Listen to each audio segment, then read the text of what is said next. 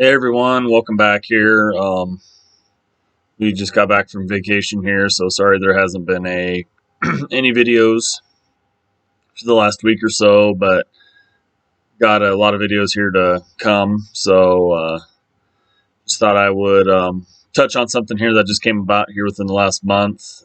Today is the 7th of July.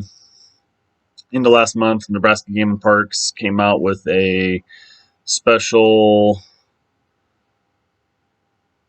elk depredation tag for out in western Nebraska. They've had a lot of reports of elk damage to crops from farmers, and this is in counties. I got it all wrote down here, so you're going to see me glancing over a lot, but it's in counties Lincoln, Perkins, Keith, Dual, and Garden. And the affected elk units are Box Elder and the North Platte elk units, and I'll splice in a couple pictures here of the maps.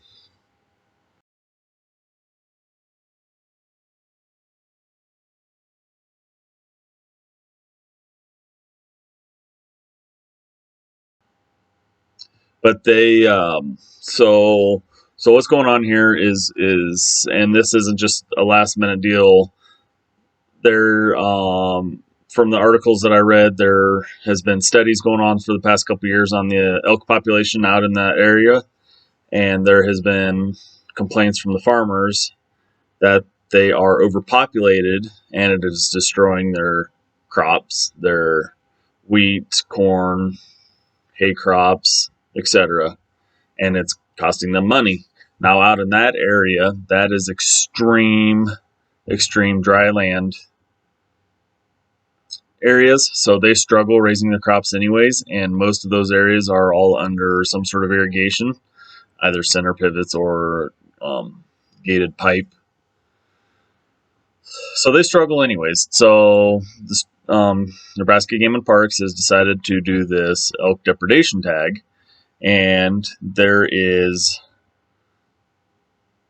no limit on how many tags a person can buy. From the article I read, I do believe, according to the article I read, they said there's going to be an unlimited amount of tags available, which has since been changed, which I read just here, I think, if I read right, and within the last couple days, that they went ahead and ceased on the sale of these tags because this is not you cannot use walk-in sites or wildlife management areas or anything like this. These tags are for private ground only. So you either have to go knock on a farmer's door in this area, or you have to know a farmer in the affected area and get permission to hunt. So, and from what I have heard is that they have basically more hunters have applied and gotten these tags than there are areas available to hunt. So they went ahead and ceased on that. But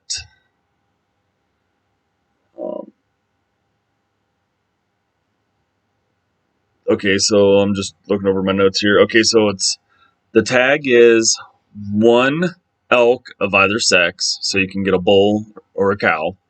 I sure hope nobody shoots a cow if it has a calf with it, but I guess it's all free game. One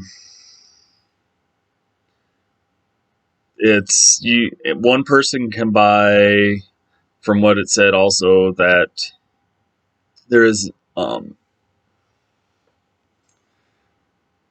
any person can buy however many tags they want. I do believe the tag was only $40, and you can use any weapon of choice, a rifle or a bow or whatever you choose. So I would imagine most people this time of the year are probably going to take a rifle, because here's the problem. I just came from Colorado from vacation, and western Nebraska was mid 90s and extremely humid.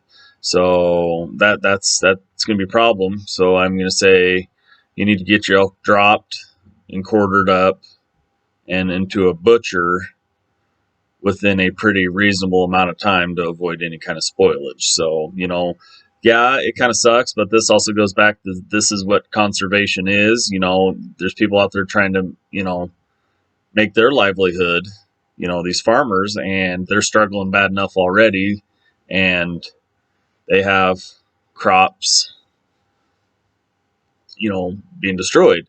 So, probably asking, well, why don't they ever do this for deer? Well, deer don't damage crop like, I mean, they can, but they're not, they're not mowing down whole entire fields. They'll make paths through your field, or, like in our case, they eat the first, anywhere up to a couple rows, 3-4 rows in along the edge of the fields, and it's, not the whole length of the field. It's just wherever, they go in or out at. So, they won't mow a whole, they won't, a deer won't take out a whole field. But anyways, hold on a second. Okay.